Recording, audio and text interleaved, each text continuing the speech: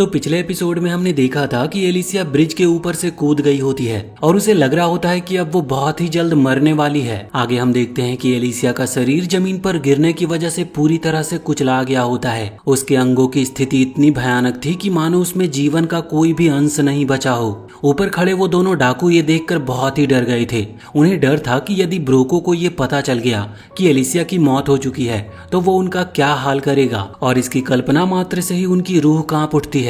इसीलिए उन्होंने ये तय किया कि वो नीचे जाकर खुद ही ये सुनिश्चित करेंगे कि एलिसिया सच में मर चुकी है या अभी भी जिंदा है। इसी दौरान अचानक एलिसिया को फिर से होश आता है और तभी उसे एक भयानक सच्चाई पता चलती है कि क्लेन ने असल में उसे एक अनडेड क्रिएचर के रूप में कन्वर्ट कर दिया है और इस अवस्था में वो केवल अपनी बाईं आंख को हल्का सा हिला पाने में सक्षम थी। उसकी गर्दन के नीचे का बाकी शरीर बिल्कुल भी बेजान था।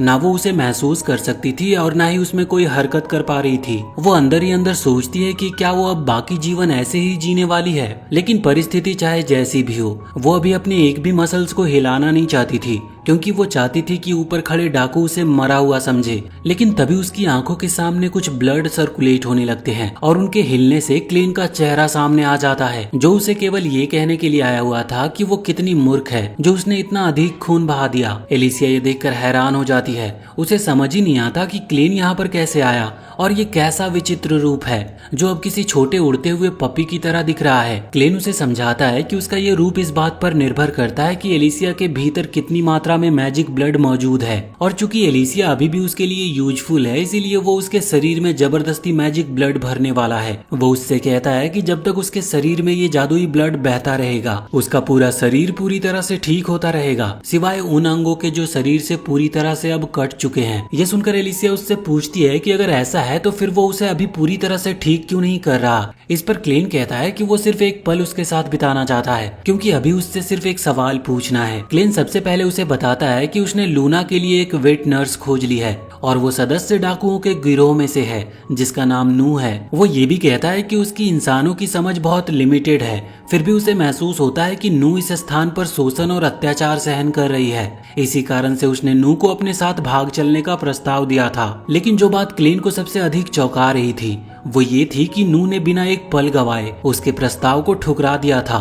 क्लेन को ये बात समझ नहीं आती कि आखिर कोई उस नरक जैसे स्थान पर रहना क्यों चाहेगा। एलिसिया थोड़ी देर सोचकर कहती है कि शायद नू उसे और लूना दोनों को भी गुलाम ही मानती है, और जब कोई इंसान खुद को गुलाम समझने लगता है तो वो ये मान लेता है कि उसे कहीं और जाने का अधिकार है ही नहीं। और यही कारण रहा होगा कि जब क्लेन ने उसे भागने का अवसर दिया तो नू को ये यकीन ही नहीं हुआ कि वो यहाँ से भाग भी सकते हैं। क्लेन उसकी बात को समझता है और फिर एलिसिया से पूछता है कि वो नू को अपने साथ चलने के लिए कैसे मना सकता है। तो एलिसिया अनुमान लगाती है कि शायद सबसे प्रभावशाली उपाय यही होगा कि यहाँ पर मौजूद सभी डाकुओं का सफाया कर दे। लेकिन क्लेन तुरंत इस आइडिया को अस्वीकार कर देता है, क्योंकि ऐसा करना उसके अंडरकवर मिशन को खतरे में डाल सकता था। इसीलिए वो एलिसिया से कहता है कि वो ये काम वो खुद करे। उसे लगता है कि यदि एलिसिया ये काम करेगी तो किसी को भी उसके ऊपर कोई शक नहीं होगा। एलिसिया थोड़ा हिचकिचाहट दिखाती है और उसे लगता है कि उसमें इतनी शक्ति नहीं बची, लेकिन क्लेन उसकी ना सुनने को तैयार नहीं था। वो कहता है कि ये काम लूना को अगली बार भूख लगने से पहले हर हाल में पूरा होना चाहिए। इसके बाद क्लेन एलिसिया के शरीर में सारा मैजिक ब्लड भर देता है और जैसे ही वो ब्लड उसकी नसों में फैलता है उसका शरीर अजीबोगरीब तरीके से तड़पने लगता है और ऐसा लगता है जैसे वो ब्रेक डांस कर रही हो, और उसकी टूटी फूटी शरीर धीरे धीरे पूरी तरह से ठीक होने लगती है। इस तमाशे को देखकर कई डाकू नीचे कूद पड़ते हैं और ये दृश्य देखकर वो भय और आश्चर्य से सन्न हो गए थे, क्योंकि एक अधमरी लड़की को ब्रेक डांस करता देखना ये उनकी कल्पना के बहुत बाहर था। एलिसिया जैसे तैसे गहरी सांस लेती है, लेकिन हर सांस के साथ उसकी टूटी हड्डियों में बहुत दर्द हो रहा था, क्योंकि वे आपस में जुड़ रही होती हैं। डाकुओं का लीडर डार्न इस स्थिति को समझ ही नहीं पाता, परंतु वो फिर भी ऑर्डर देता है कि एलिसिया को पकड़ लिया जाए और इस बार उसके हाथ पैर तोड़ दिए जाएं, ताकि वो दोबारा भागने का प्रयास न कर सके। जैसे ही एक डाकू एलिसिया के पास पहुंचता है वो उसे बिना रोके अपने आप को छुरा घोंपने देती है, फिर एक ही मुक्के में उसे उड़ा भी देती है।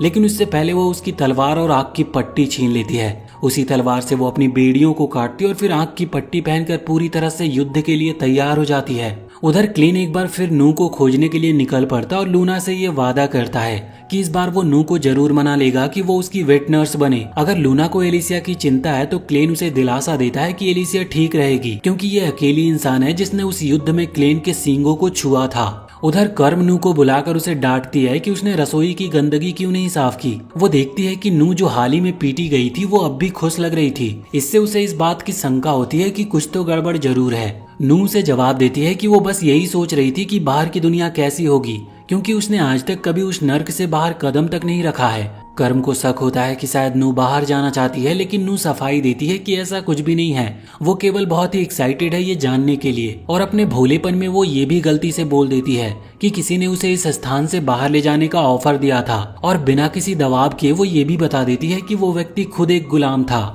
उनकी बातें ब्रो को भी सुन लेता है, पर उसके कोई रिएक्शन देने से पहले ही कर्म नू को एक जोरदार थप्पड़ जड़ देती है, ये कहते हुए कि उसने ऐसा सोचने की हिम्मत भी कैसे की कि वो उससे पहले बाहर निकल सकती है। तभी ब्रो को कमरे में एंटर करता है और बच्चे के बारे में पूछता है, जिससे हमें पता चलता है कि वो लूना का यूज किसी योजना में करने वाला है। वो फिर नू से कहता है कि वो उसके साथ चले।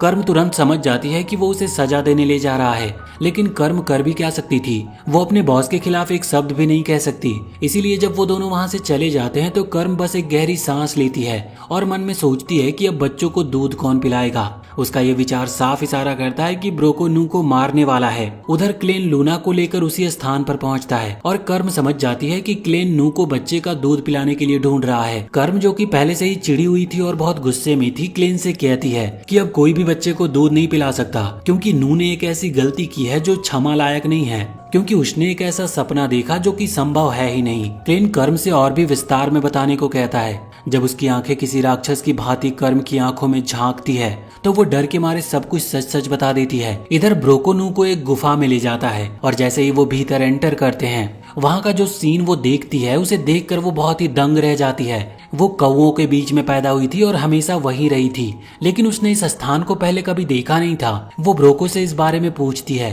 तो वो बताता है कि ये वही जगह है जहाँ पर वो अपनी जादुई धातुएं बनाता है। वो आगे नू को समझाने लगता है कि मैजिक ओर्स का उपयोग कई प्रकार की वस्तुओं के निर्माण में किया जाता है। वो ये भी बताता है कि उसके हाथ में जो लालटेन है वो भी एक स्पेशल मैजिक ओर से बनाया गया है। वो बताता है कि इस जगह पर कई सारी गुफाएं हैं और हर गुफा में कुछ ना कुछ अद्भुत बनाया गया है। वो उसे एक गुफा के अंदर ले जाता और जैसे ही वो नीचे की ओर उतरते हैं, नू की नजर एक इंसानी खोपड़ी पर पड़ती है। ये सीन देखकर वो बहुत ही ज्यादा डर गई थी और उसकी चिंता स्पष्ट रूप से उसके चेहरे पर झलकने लगती है। लेकिन ब्रोको उससे कहता है कि ये खोपड़ी किसी इंसान की नहीं है और अचानक ही गुफा की रोशनी बुझ जाती है। अंधकार के बीच घबराई हुई नू उसे पुकारती है।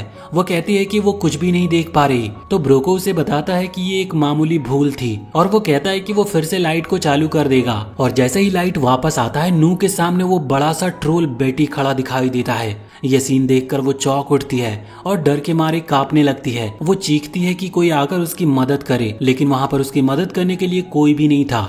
ब्रोको उसे बताता है कि बेटी एक ट्रोल है जिसे जादुई तरीके से वश में किया गया है। फिर वो कहती है कि उनका टीम क्रोज विश्वास पर चलता है और यदि कोई इसका मेंबर इससे अलग होने या उसे धोखा देने की सोच भी लेता है तो ये विश्वासघात होती है, जिसकी एकमात्र सजा मौत होती है। ब्रोको यहाँ पर साफ कहता है कि इस ग्रुप को कोई भी अपनी मर्जी से छोड़ नहीं सकता और इसीलिए नू अब इस ग्रुप के लिए वफादार नहीं रही तो उसे मौत की सजा दी जाएगी। वो बेटी को ऑर्डर देता है कि वो नू को निगल जाए। नू यहाँ पर बहुत चिल्लाती और हाथ फैलाकर बचने की कोशिश करती है। वो सोचती है कि काश जब क्लेन ने उसे बाहर निकलने का प्रस्ताव दिया था तब वो उसका हाथ थाम ली थी। अब उसे उस क्षण की कीमत समझ आ रही थी।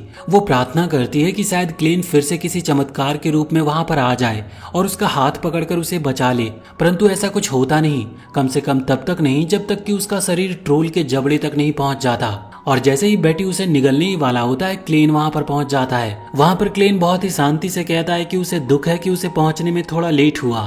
फिर वो हैरानी से ये सोचता है कि ये एक कैसा ट्रोल है जो कि इतना बड़ा होने के बावजूद भी ब्रोको के कंट्रोल में है। ब्रोको को ये बहुत ही अपमानजनक लगता है कि एक छोटा सा लड़का उसकी बुराई कर रहा है। वो गुस्से में भरकर बेटी को ऑर्डर देता है कि जाओ इस बच्चे और इस लड़की को खा जाओ, लेकिन बेटी रुक जाता है। वो अपने असली मालिक को पहचानता था। बेटी जानता है कि वो किसके अंडर है और वो क्लेन को कोई भी नुकसान नहीं पहुंचा सकता। और इसी बीच जो नू को उसने निगल ली थी वो बेटी के गले में अटकने लगती और बिना क्लेन के कुछ किए बेटी उसे बाहर उगल देता है। नू बाहर आती है बिल्कुल टूटी फूटी हालत में, लेकिन अभी भी उसकी सांसें चल रही होती है। क्लेन सोचता है कि शायद वो उसे दोबारा से जिंदा कर सकता है, लेकिन फिलहाल उसे ब्रोको से निपटना था। क्लेन लूना से कहता है कि अब केवल वही नू को संभाल सकती है। वो लूना को नू के ऊपर रख देता है और फिर वो अपने एक सींग को ऑर्डर देता है कि वो दोनों को वहाँ से सुरक्षित स्थान पर पहुँचा दे। ऑर्डर मिलते ही वो दोनों वहाँ से गायब होकर वहाँ से चले जाते हैं। ब्रोको ये देखकर बिल्कुल हैरान था। उसने पहले कभी ऐसी जादुई शक्ति देखी नहीं थी। वो जोर देकर कहता है कि उसने जरूर कोई जादू किया है। क्लेन यहाँ पर शांत रहता है क्योंकि वो खुद ही नहीं जानता कि जादू असल में होता क्या है। फिर भी वो ब्रोको को समझाने की कोशिश करता है। वो अपनी जेब से एक मैजिक ओर निकालता और बताता है कि ये किस तरह के तत्वों से मिलकर बना है। वो समझाता है कि उसके हाथ में जो लालटेन है उसमें जो मैजिक ओर है वो उसे ट्रोल और बाकी डीमन को कंट्रोल करने की शक्ति देता है। हालांकि इस समय वो केवल फीमेल ट्रोल पर कंट्रोल कर सकता है। यहाँ ब्रोको को ये महसूस होने लगता है कि उसकी बेटी पर नियंत्रण कमजोर हो रहा है, इसीलिए वो उस मैजिक ओर को रिलीज कर देता है, यानी उसे पूरी तरह से एक्टिव कर दिया था। उसकी गंध पूरे वातावरण में फैल जाती है जिससे बेटी दोबारा उसके कंट्रोल में आ गई थी। यहाँ तक कि क्लेन भी उस मैजिक ओर से निकलकर अशुभ और रहस्यमयी शक्ति को महसूस कर रहा था। बेटी अपने जंजीरों के भीतर छटपटाता है और क्लेन पर हमला करने की कोशिश करता है, लेकिन क्लेन बड़े ही चालाकी से उसके वार को टाल देता है और ये अनुभव उसे एहसास दिलाता है कि वो इंसानों के बिहेवियर को अभी भी अच्छे से समझ नहीं पाया है। वो काफी गुस्से में आ जाता है और खास करके एलिसिया के ऊपर कि उसने उसे पहले कभी मैजिक ओर के बारे में क्यों नहीं बताया। वहीं दूसरी ओर एलिसिया जो अभी अभी अपने मौत के मुंह से वापस आई थी, वो भी अपने आसपास की स्थिति को समझने की कोशिश कर रही थी। डाकू हर ओर फैल चुके थे और उसे वहां से निकलने का कोई रास्ता नहीं दिखता।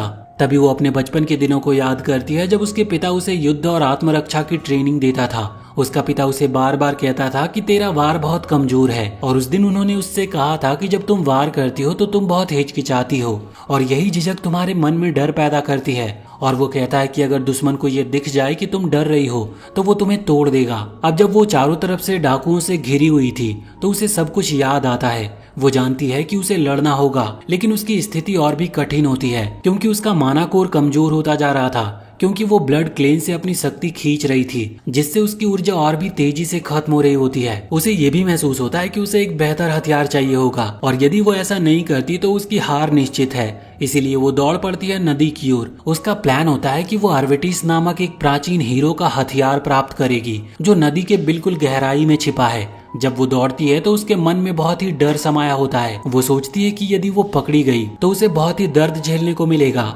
डाकू ये सोचते हैं कि वो शायद नदी में छलांग लगाकर आत्महत्या करना चाहती है क्योंकि पिछले 300 वर्षों में कोई भी उस नदी में कूदकर जीवित नहीं लौटा। लेकिन वो गलत थे। नू का प्लान आत्महत्या का नहीं था। वो नदी में नहीं कूदती बल्कि नदी के ऊपर बने लकड़ी के पटरियों वाले स्कैफ फोल्डिंग की ओर छलांग लगाती है। जब डाकू ये देखते हैं कि उसने नदी में छलांग नहीं लगाई तो वो भी उसी दिशा में उसका पीछा करते हुए दौड़ते हैं, लेकिन जैसे ही नू ऊपर पहुंचती है वो स्कैफ फोल्डिंग को काट देती है जिनसे अधिकांश डाकू नीचे नदी में गिर जाते हैं और वो भयानक वाटर डीमन उनका इंतजार कर रहा था और वो उन्हें आराम से निकल जाता है। और इस अफरा तफरी में डाकुओं को ये तक समझ नहीं आता कि वो कहाँ चली गई। उन्हें आभास होता है कि शायद वो नदी के भीतर समा चुकी है। वो पुराने हीरोज की तरह नहीं थी, उसे घुटन नहीं होती थी क्योंकि वो नदी में उतरने से पहले ही बहुत ही गहरी सांस भर ली थी। उसका प्लान बहुत ही सिंपल था। वो अपनी सांस को रोक के रखेगी ताकि नदी में मौजूद वो डीमन उसे महसूस ही ना कर सके। वो उतनी गहराई तक डूबना चाहती है जहाँ पे वो प्राचीन हथियार रखा हुआ है। जैसे ही बैरल झील की गहराई में डूबता चला जा रहा था, पानी का दबाव एलिसिया को अब दर्द देने लगता है। भले ही वो मर नहीं सकती लेकिन उसे जबरदस्त पीड़ा महसूस हो रही थी, लेकिन फिर भी वो सब कुछ सहती है जब तक कि उसे वो तलवार की झलक नहीं दिखती। उसके शरीर का एक बड़ा हिस्सा ऑक्सीजन की कमी के कारण शून्य पड़ चुका था, लेकिन फिर भी वो उस तलवार की ओर आगे बढ़ती है और जैसे ही वो उसे पकड़ने ही वाली होती है कि तभी एक बड़ी आंख खुलती है उसके सामने और तब उसे एहसास होता है कि वो तलवार झील के नीचे नहीं बल्कि एक विशाल डीमन के ऊपर रखी है। वो पूरी ताकत से तलवार को पकड़ने की कोशिश करती है और ये उम्मीद करती है कि उसकी शक्तियां उसके अंदर इतनी ऊर्जा भर देगी कि वो जिंदा बच सके, लेकिन वो डीमन उसे तलवार समेत निगल जाता है। अपनी आखिरी ताकत के साथ एलिसिया तलवार को पकड़ने में सफल रहती है और उसी पल उसे अपने पिता की कही बातें याद आती है कि उसमें उस महान तलवार की शक्ति को जगाने की सबसे ज्यादा काबिलियत है और यही बात उसे सबसे अलग हीरो बनाती है।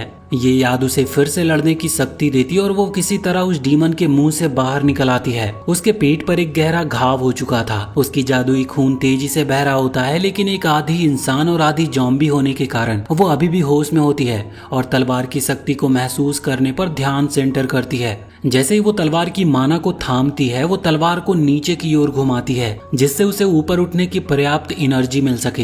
एलिसिया मानती है कि इस तलवार में पानी में रहने वाली प्राणी जैसी क्षमताएं हैं, जिससे इसे पानी के भीतर भी लड़ा जा सकता है। तो फिर वो सोचती है कि ये तलवार उस हीरो ने खो कैसे दी। शायद वो हीरो इसी डीमन से हार गया होगा, क्योंकि इस दुनिया में हजारों राक्षस वर्षों से छिपे रहते हैं और हो सकता है कि हाल ही में लोगों द्वारा जादू की खुदाई के कारण ये डीमन फिर से जाग गया हो और वो हीरो जिसे नहीं पता था कि ये झील इस डीमन की गुफा है, वो उसका शिकार बन गया हो। खैर, वो तलवार को लहराती जाती और सतह की ओर तैरती जाती है।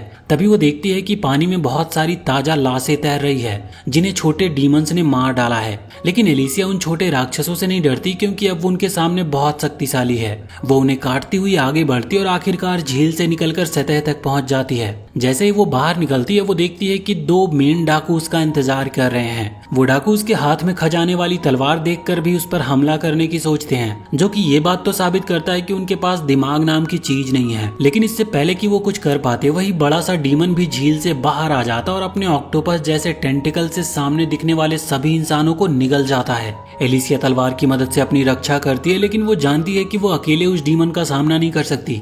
इसीलिए वो निर्णय लेती है कि वो डाकुओं को मरने देगी और खुद वहां से चली जाएगी। जैसे ही वो वहां से जाने लगती है, वो दोनों डाकू उसे पुकारते हैं और अपनी जान बचाने की भीख मांगते हैं और वो ये भी वादा करते हैं कि वो अब कभी भी क्रोज गिरोह का हिस्सा नहीं बनेंगे और वो जो कहेगी वो वही करेंगे। लेकिन एलिसिया जानती है कि ऐसे लोग कभी भरोसे के लायक नहीं होते। उन्हें मौका मिले तो वो फिर किसी को भी धोखा देने से नहीं चूकेंगे। इसीलिए वो वहां से चली जाती है और बाकी का काम वो डीमन कर लेता है। वो डीमन उन डाकुओं को इस दुनिया से हमेशा के लिए भगाने के लिए मजबूर करता है। एलिसिया एक हीरो होने के नाते उस विनाशकारी डीमन को यूं छोड़कर जाने के लिए थोड़ी चिंतित थी, लेकिन क्योंकि ये एक वाटर में रहने वाला प्राणी है तो वो सोचती है कि ये अपनी जगह से बाहर नहीं आएगा। वैसे भी उसने क्लेन के कहने के अनुसार पूरे डाकू गिरोह को खत्म कर दिया है। वो सोचती है कि अब वो आगे क्या करे। उसी वक्त क्लेन उससे जादुई ब्लड के थ्रू बात करता है। वो पूछता है कि क्या उसका मिशन पूरा हो गया है। उसके ब्लड के फ्लो से जो कुछ मिनट पहले तक बुरी तरह से हिल रहा था, क्लेन मान लेता है कि काम पूरा हो गया है। लेकिन उसके घाव को देखकर वो समझता है कि एलिसिया को इसके लिए काफी संघर्ष करना पड़ा होगा। एलिसिया को क्लेन की ये बेशर्मी बर्दाश्त नहीं होती।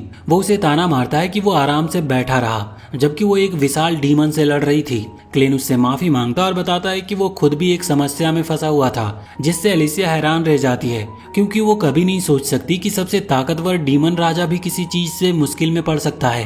क्लेन समझाता है कि उसका मानव रूप उसकी असली ताकत को लिमिट कर रहा है। असली समस्या ये है कि इंसान अब नए नए सस्ते जादुई तरीके इस्तेमाल करने लगे हैं। वो एलिसिया पर गुस्सा करता है कि उसने उसे जादू के अस्तित्व के बारे में क्यों नहीं बताया और इसीलिए वो उसे सजा देगा। वो बताता है कि उसने पहले ही बेटी को मार डाला है और अब बेटी का मास्टर ब्रो को अपनी जान बचाने के लिए भाग रहा है। तभी वो नू के शरीर से टकराता है। जैसे ही वो मुड़ता है, उसे लूना उसके पास बैठा दिखाई देता है और एक विलेन की तरह वो लूना को अगवा करने का फैसला करता है। उधर एलिसिया क्लेन के ऑर्डर पर तुरंत ही वहां पहुंचती है, क्योंकि वो उसके किसी भी ऑर्डर को इनकार नहीं कर सकती थी। और इससे पहले कि सजा की बात शुरू हो, वो क्लेन से पूछती है कि ये लाल धुआं क्या है। क्लेन कोई जवाब नहीं देता, बल्कि तलवार के बारे में पूछता है। तो एलिसिया उसे देने से मना कर देती है, ये कहते हुए कि उसने इसे पाने के लिए अपनी जान दांव पर लगाई है। तब क्लेन उसे बताता है कि ये धुआं डीमन काइंड को कमजोर करता है और इसीलिए वो लूना का पता नहीं लगा पा रहा। उसके पास अपने असली रूप में लौटने का विकल्प है, जिससे वो धुएं को उड़ा सकता है, लेकिन अगर वो ऐसा करता है तो गुफा ढह जाएगी।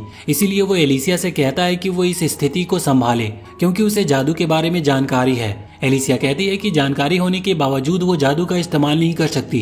क्लेन इस पर गुस्सा होता है और कहता है कि वो कितनी बेकार हीरो है। एलिसिया पलटकर जवाब देती है कि ये उसकी गलती है कि उसने बाकी 11 हीरो को मार डाला, जिनमें से कई जादू जानते थे। क्लेन उसकी बातों को नजरअंदाज कर देता और खुद गुफा के चारों ओर देखने लगता है। एलिसिया उसके पीछे पीछे चलती और पूछती है कि अगर ब्रोको ने लूना को नुकसान पहुंचाया तो वो क्या करेगा। क्लेन कहता है कि अगर ऐसा हुआ तो उसकी मानव दुनिया में दिलचस्पी ही खत्म हो जाएगी, जिसका सीधा मतलब है कि वो मानवता का नाश कर देगा। एलिसिया को अब ये साफ हो जाता है कि लूना ही वजह है जो इस दुनिया को बचा सकती है, इसीलिए उसके पास और कोई विकल्प नहीं है उसे लूना को बचाना ही होगा। जैसे ही वो दोनों आगे बढ़ते हैं, एलिसिया को खून का निशान दिखाई देता है। वो खून को जांचती है और कहती है कि ये इंसानी खून है। वो क्लेन से पूछती है कि क्या नू घायल है। क्लेन मानता है कि नू घायल है, लेकिन वो थोड़ी देर तक उसके खून को रोकने में सफल रहा। हालांकि वो जानता था कि वो ज्यादा देर तक नहीं रुकेगा। जिस तरह से खून फर्श पर खिंचा हुआ था, उसे देखकर तो ये बातें संभव लगती है। या तो नू खुद लूना को बचाने के लिए खिसकती गई या कोई घसीट कर उसे ले गया। लेकिन सच ये है कि ना तो घसीटा जा रहा है और ना ही वो खुद खिसक रही है, बल्कि वो ब्रोको उसकी शर्ट से पकड़े हुए है ताकि वो लूना को उससे छीन सके। पहले ब्रोको को लूना और नू जमीन पर बेहोश मिले थे।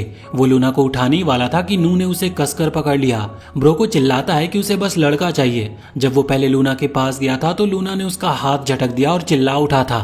लूना की चीख से उसका लैंप टूट गया और ब्रोको समझ गया कि लूना में जादुई शक्ति है और ये शक्ति उसकी अपनी शक्ति से भी ज्यादा है। वो मान जाता है कि लूना में हाइडेन का खून है और इसीलिए वो लड़के को ले जाना चाहता था। अब क्योंकि नू अभी भी उसे छोड़ नहीं रही, तो वो कहता है कि वो उसका हाथ काट कर चला जाएगा। तभी एलिसिया वहां पर पहुंचती है और वो उसे रोकती है। ब्रोको चौंकता है कि एलिसिया अभी भी जिंदा है और वो उससे पूछता है कि उसने जिन डाकुओं को भेजा था उनका क्या हुआ। तो एलिसिया कहती है कि अगर वो अब भी रेंग रहे होंगे तो शायद अब तक हेवन तक पहुंच गए होंगे। क्लेन भी वहां पर आ जाता और कहता है कि वो ब्रोको को सजा देगा। ब्रोको जानता है कि लूना ही उसका इकलौता रास्ता है, इसीलिए वो अपनी तलवार लूना की उंगलियों पर रखता है और कहता है कि अगर वो एक भी कदम आगे बढ़ा तो वो हर कदम पर लूना की एक उंगली काटेगा। क्लेन को इससे कोई फर्क नहीं पड़ता, लेकिन एलिसिया उसे रोकती है। वो कहती है कि भले ही क्लेन लूना की हाथों को फिर से जोड़ सकता है, लेकिन दर्द को वापस नहीं लिया जा सकता। एलिसिया ब्रोको से सौदा करना चाहती थी। वो कहती है कि उसके पास हीरो की तलवार है। वो तलवार को दीवार की ओर फेंकते हुए कहती है कि उसके पास दो विकल्प हैं, या तो वो लड़के को छोड़ दे और अपने हाथों से तलवार उठाए, या लड़के को लेकर तलवार को छोड़ दे। ब्रोको हंसता और कहता है कि अगर एलिसिया तलवार छोड़ने को तैयार है तो इसका मतलब है कि लड़का बहुत इंपॉर्टेंट है। वो कहता है कि उसे सिर्फ ये तलवार नहीं चाहिए, अगर उससे बाकी तलवारों का ठिकाना मिल जाए तो वो लड़के को छोड़ सकता है। एलिसिया पहले हिचकिचाती है, लेकिन क्लेन उससे कहता है कि तलवारें एक ही जगह पर है और ब्रोको उस जगह तक नहीं पहुंच सकता। वो बताती है कि तलवारें मून माउंट पर है, वही जगह जहां क्लेन ने उन सभी पर हमला किया था। ब्रोको खुश हो जाता है और मानता है कि उसने उन्हें मूर्ख बना दिया। वो एक जादुई पाउडर निकालता और अपने ऊपर डालकर गायब हो जाता है। लूना रोने लगता है और ब्रोको खुद से बातें करता है कि अब इस तलवार को छोड़कर बाकी 12 तलवारें लेने जाएगा वो। लेकिन तभी एलिसिया उस पर वार करती है। वो चौंक जाता है कि एलिसिया ने उसे देखा कैसे। तो वो कहती है कि उसने उसे नहीं देखा, उसने उसे सुना है। वो लूना के रोने और ब्रोको की डींगे सुन सकती थी। क्लेन लूना को उठा लेता और उसके भीतर से पाउडर साफ करता है। एलिसिया पूछती है कि वो नू के साथ क्या करेगा। तो क्लेन कहता है कि उसका शरीर बहुत बुरी तरह घायल है और उसे बचा पाना बहुत ही मुश्किल होगा। वो कहता है कि वो उसे जिंदा कर सकता है, लेकिन इसके लिए बहुत कुछ करना पड़ेगा और वो उस मेहनत के लायक नहीं है। एलिसिया कहती है कि नू ने अंत तक बच्चे को बचाने की कोशिश की और अगर वो लूना की माँ होती तो वो जरूर चाहती कि वो जिंदा रहे। क्लेन कहता है कि वो एक बार में केवल एक ही व्यक्ति पर अपनी मैजिक ब्लड डाल सकता है और अगर वो नू को बचाता है तो एलिसिया को मरना होगा। एलिसिया कहती है कि वो पहले भी एक बार मर चुकी है और फिर से मरना उसके लिए कोई बड़ी बात नहीं। वो कहती है कि वो एक हीरो है और लोगों को बचाना उसका मकसद है। क्लेन उसके खून को निकालता है और नू के शरीर में डाल देता है। नू हैरान होकर जागती है कि वो जिंदा कैसे है। वो क्लेन से पूछती है कि क्या उसने उसे बचाया है, लेकिन वो कहता है कि नहीं, वो एलिसिया थी जिसने ये फैसला लिया। क्लेन कहता है कि चाहे एलिसिया कितनी भी शक्तिशाली क्यों ना हो, वो अब भी इंसान है और कुछ ही मिनटों में वो फिर से होश में आ जाएगी। और ठीक वैसा ही होता है। एलिसिया जागती और तुरंत अपनी तलवार थाम लेती है। वो खुश होती है कि तलवार अब भी उसके पास है। वहीं क्लेन लूना को नू को सौंपता है और उसे एक नया नाम देता है। उसने उसका नाम नुरू दिया था। वो कहता है कि ये उसका दोबारा जन्म है और इसीलिए उसका नाम बदला गया है और अब वो उसके साथ ही चलेगी। तो नुरू लूना को अपने गले से लगाती और सोचती है कि आगे का ये सफर कैसा होगा। और अब ये 3 लोगों का नहीं बल्कि 4 लोगों का सफर बन चुका था। और इसी के साथ ये वीडियो यहीं पर एंड होता है। तो वीडियो अगर पसंद आई हो तो चैनल को सब्सक्राइब करके बेल आइकन जरूर दबा लें और आगे की कहानी जानने के लिए हमें कमेंट सेक्शन में जरूर बताएं।